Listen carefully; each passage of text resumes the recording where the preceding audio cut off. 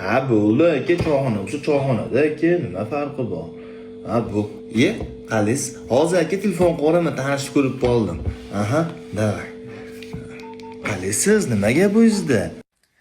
Bitta ayol kommentariyamga yozibdi. Voy, aylanib ketdi, nima deb yozibdi? Yengillik bilan ajrashib ketayotgan qizlarga, yosh qizlarga, kelinlarga nima degan tavsiyangiz bo'lardi deb yozishibdi-da.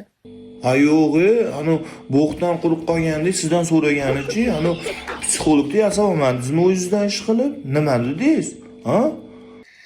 Misol o'zimni nimamdan kelib chiqib aytaman, men ajrashishga majbur bo'lganman. Chunki men tanlovda adashganman. Ha, yo'g'i, tanlovingizga sevasiz, hozir hammaga qiziq sizni tanlovingiz. Nima bo'lgan? Yaxshi solishmaganmisiz yo biratni xo'rozni yaxshi qichqirmaganmi? Nima bo'lgan? Ha?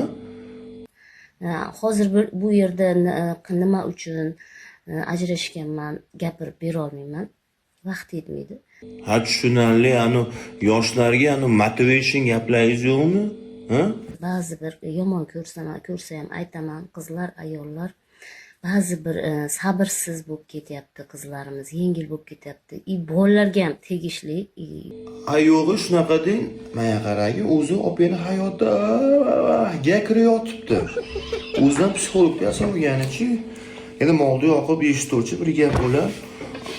Aha, keyinchi Qizlarimiz endi qo'li pul ko'ryapti, telefon ushlayapti, yengil bo'lib ketyapti. Yomon ko'rmanglar qizlar.